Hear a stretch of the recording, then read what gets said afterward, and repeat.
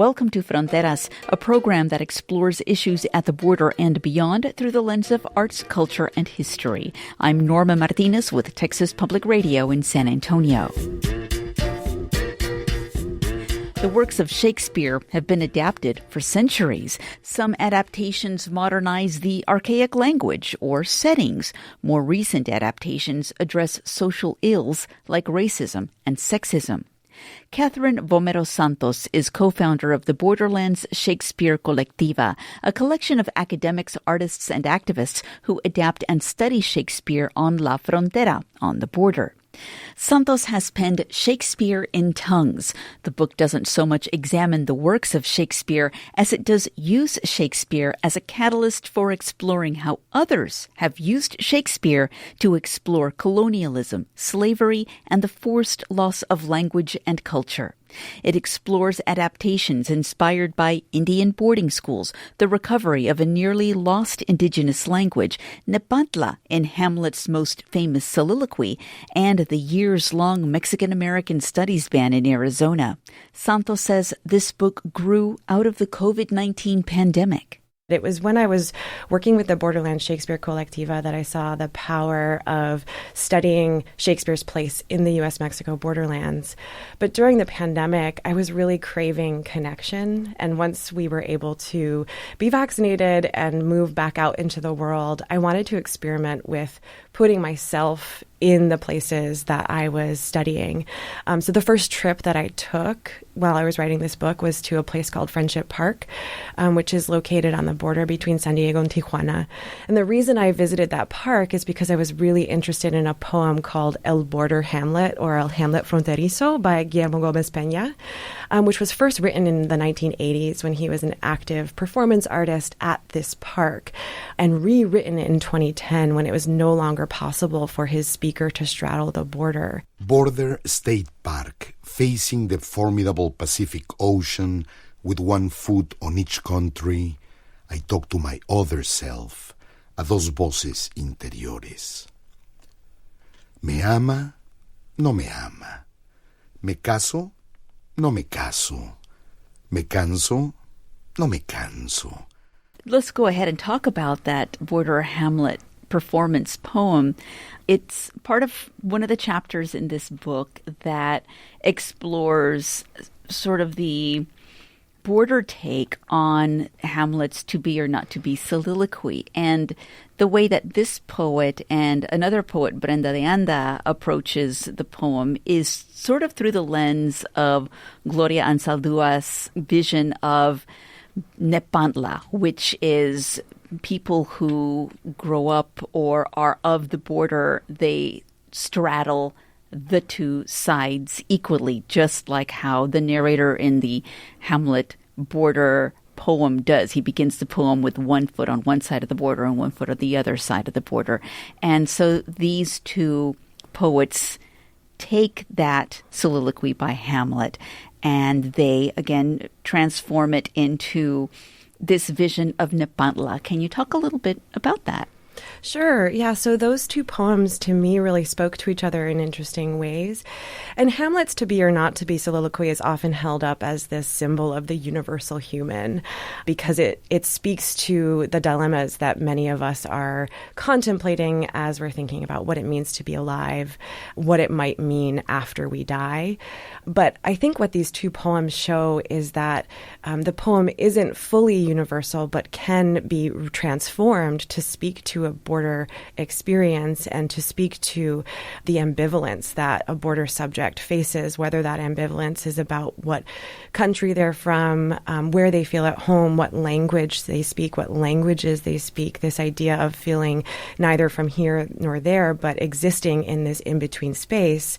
And Gómez Peña is himself a migrant from Mexico who is sort of contemplating through this poem his irreversible process of chicanoization.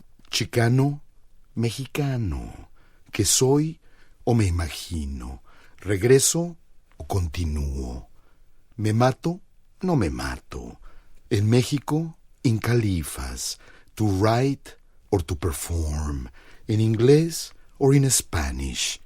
Whereas Iris de Anda's poem, To Be a Pocha or Not to Be, is about the child of immigrants who has inherited the intergenerational traumas of her parents and grandparents, but is nevertheless feeling caught between as somebody who is speaking English at school and speaking Spanish at home. So the to be or not to be soliloquy becomes a way to contemplate that. To be a pocha or not to be. Because I'm not good enough for here or there. I hate to love my flag and hate to love my creation. Ashamed of Spanish in the first grade. I'm sorry, Mommy, I never meant to hurt you. Ashamed of English in Abuela's embrace. I know you never meant to hurt me. But she comes to accept Nepantla as a place of self-acceptance, right? And she, by inserting the word pocha in to be or not to be, she's suggesting that she is a pocha, or otherwise she doesn't exist. And I have to correct myself. I called her Brenda de Anda. It's Iris de Anda. Brenda de Anda. I used to work with her for a while ago, not the poet. But again, going back to language, language is sort of the central theme to this book, Shakespeare in Tongues. And the first chapter of the book, it explores the robbing of a language, essentially, at Indian boarding schools, not just language, but the robbing of a culture. And can you explain sort of the ties to Shakespeare and to this tragedy that unfolded over a period of decades? Yeah, so this chapter centers on an adaptation of Shakespeare's Measure for Measure by a Choctaw playwright named Randy Reinholds, who's the founding director of Native Voices at the Autry out in Los Angeles. And Reinholds uses Shakespeare's problem comedy, that is a play that doesn't have an easy resolution, even though it's categorized as a comedy, to really shine a light on this understudied part of American history where the U.S. federal government engaged in the systematic dispossession of both land and language by removing children from their homes and forcibly assimilating them.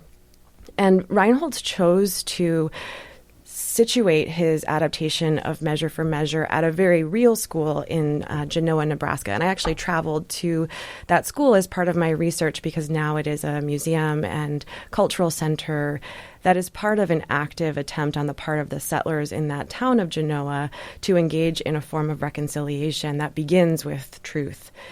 So his play is both set in this place and exploring that history. But what I think is really important for us to acknowledge is not just that this happened, but that Shakespeare's works played a role in the curriculum of these schools. There is archival evidence in the newspapers and in other documents from these boarding schools that the students were learning Shakespeare. So for a native playwright to be adapting a Shakespeare play is a really active reclamation of the same tools that were used to colonize native children and to strip their languages from them. And you have in the book actually a photo of this cast of native children actors who are doing a production of Shakespeare. And apparently this was praised by many of the officials who saw this as a sign of that assimilation that they were after. Yeah, and that photograph is from a very particular moment, which was the 1916 tercentenary of Shakespeare's death, where there were celebrations all over the country and all over the world.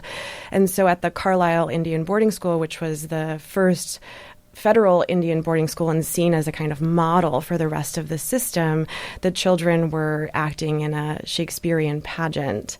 And the media coverage of this event was anti-Indigenous in all kinds of ways, but showed that the assimilationist agenda of the school was, quote-unquote, successful, according to the people who wanted to see it as such.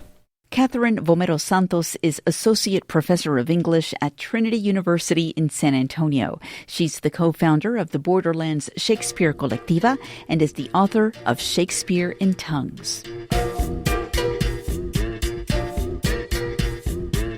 When we come back, an almost extinct indigenous language is incorporated into an adaptation of Shakespeare's The Winter's Tale. That story is one in which a family is broken and separated, through a kind of tragedy, but through the careful protection across time, that baby is found once more, quite like the language of the Santinas Band of Chumash Indians. Our conversation continues next on Fronteras. If you have land or real estate you no longer use, consider donating it to TPR. Whether it's a cabin you've outgrown or a lot that's just sitting empty, your property can become a powerful gift that supports the programming you love. It's easy to start, and your donation may bring valuable tax benefits. Learn more about donating your real estate by calling 844-277-HOME or visit tpr.careasy.org/real estate donation. Welcome back to Fronteras. I'm Norma Martinez with Texas Public Radio in San Antonio. The English language is often called the language of Shakespeare. European colonial occupation across the Americas has resulted in the loss of native languages in the favor of English, recently designated the official language of the U.S. A majority of native languages have become extinct since explorers and settlers stepped foot in North America. Native speakers and researchers have attempted to resurrect some of these languages.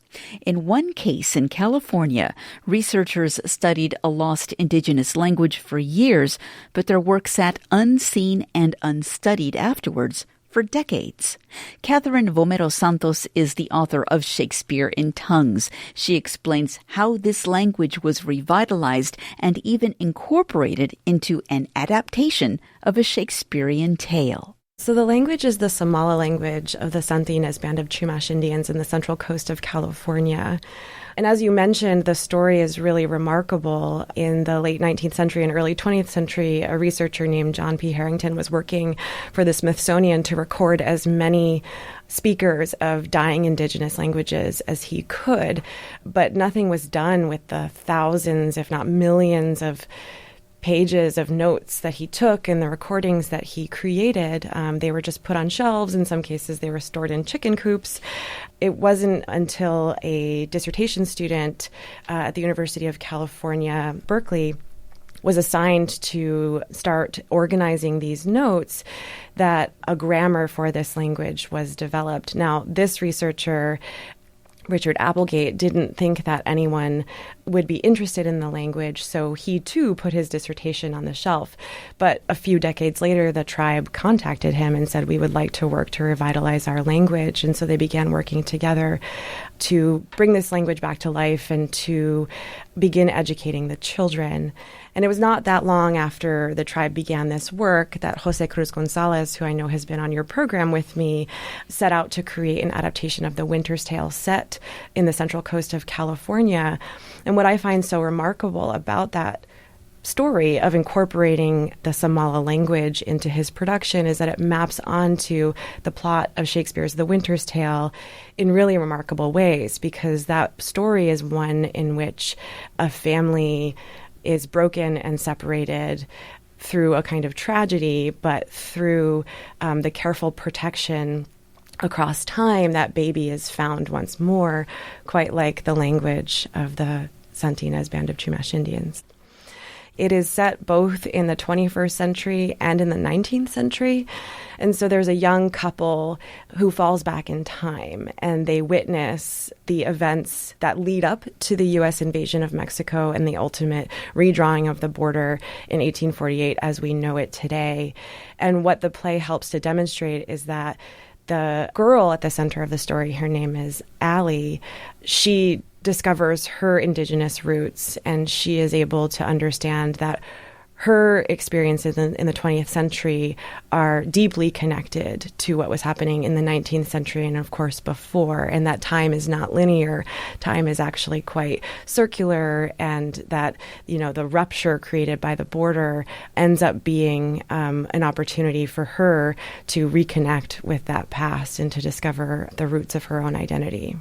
The chapter that I thought was really interesting, and one that I think puts people's minds into what we're observing in the culture wars today, is the chapter entitled What's Past is Prologue. And it has to do with the Mexican-American studies ban in Arizona. It all began apparently in 2006 when Dolores Huerta, a very famous farm worker advocate who worked alongside Cesar Chavez, she made a speech, and one of the statements she made in that speech at an Arizona high school was, I'm paraphrasing, why do Republicans hate Mexican Americans? And that just erupted into what became a years-long court battle in fighting the Mexican-American Studies book ban, and the group of libro traficantes who are fighting that ban. We've talked about that before on this program with Tony Diaz, the leader of the libro traficantes, who are doing book smuggling of these books that were no longer part of the MAS curriculum, getting them into the hands of students.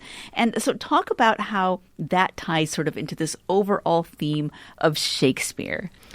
Yeah, it seems like an unexpected connection. Yeah. But the day that the teachers in that MAS program were meeting with their administrators to determine what they could and could not teach in the wake of a law that effectively prohibited their curriculum, Curtis Acosta, who was teaching Chicano literature, was actually scheduled to teach Shakespeare's The Tempest that day. And the reason he had put The Tempest on his syllabus was because he wanted his students to understand that their concerns about language, assimilation, and identity had much deeper roots, and that writers from other cultures were thinking about this. So the figure of Caliban in Shakespeare's The Tempest became this emblem of resilience and resistance and claims to both land and identity that really resonated with his students. What he wisely understood was that even that play wouldn't be safe under this law because there was no way that students wouldn't talk about issues of race that they were undoubtedly going to see in Shakespeare's The Tempest. And so when news of books being packed up in front of students in their classrooms, made headlines worldwide, Shakespeare's The Tempest was front and center. And in many ways, that was sort of beside the point, right? It mattered more that Sandra Cisneros was being banned. But people, of course, were obsessed with the absurdity of banning Shakespeare. And I think that that's right. In some ways, it is absurd. But in other ways, what the media wasn't paying attention to were the ways in which The Tempest is also a play about epistemic domination, about assimilation, and about a character named Prospero who is very possessive of books.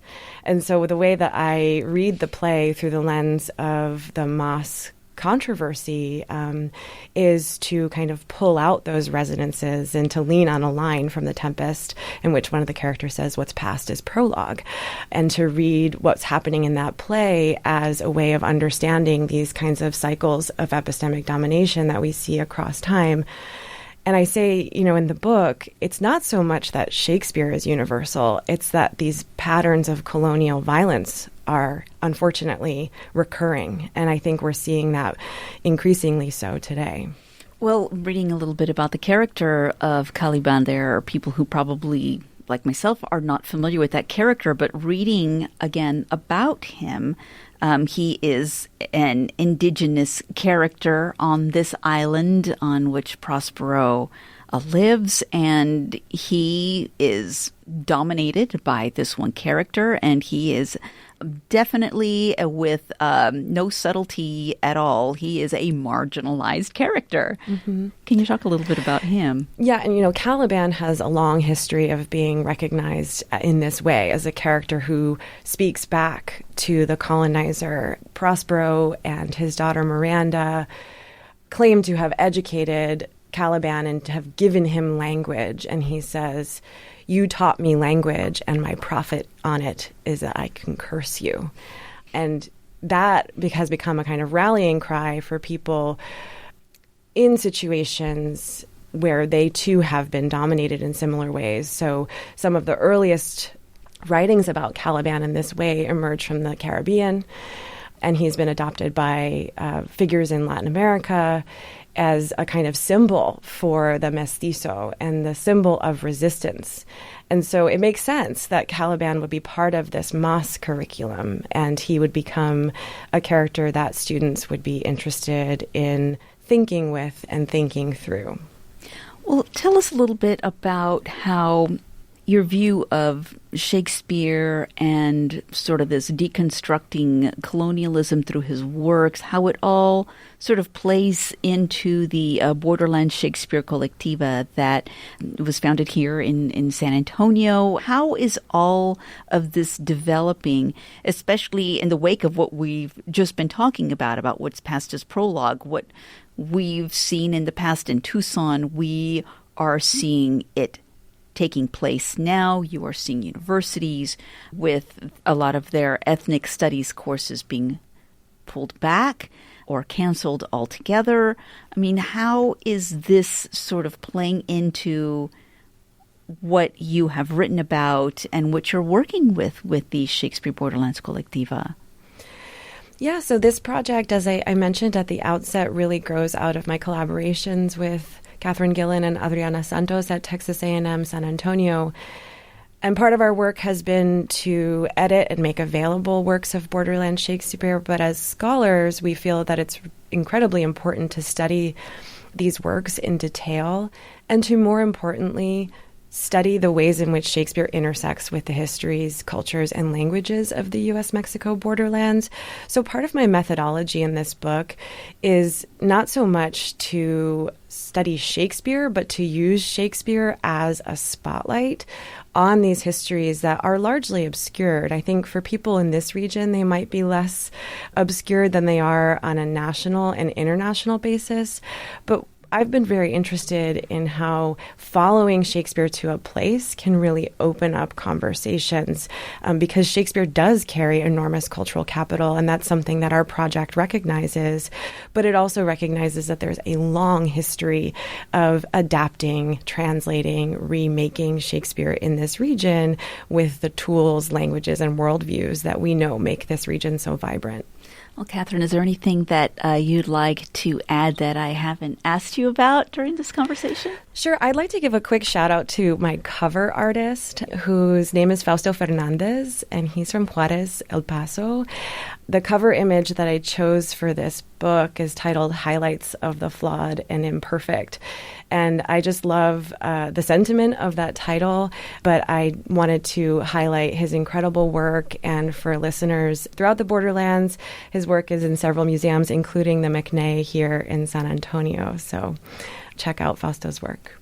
Well, Catherine Vomero Santos, thank you so much for talking to us today on Fronteras. Thank you so much for having me, Norma. Catherine Vomero Santos is Associate Professor of English at Trinity University in San Antonio. She's the co-founder of the Borderlands Shakespeare Colectiva and is the author of Shakespeare in Tongues. The book is part of the series Spotlight on Shakespeare that explores how contemporary movements shed new light on Shakespeare's work. Some other titles in the series are Shakespeare in the Age of Mass Incarceration, Shakespeare Through Islamic Worlds, and Shakespeare and Queer Representation. Fronteras editors are Dan Katz and Yvette Benavides. Charanga Cakewalk composed our theme music. Hear past episodes at tpr.org and on the Fronteras podcast. I'm Norma Martinez with Texas Public Radio in San Antonio. Thanks for listening.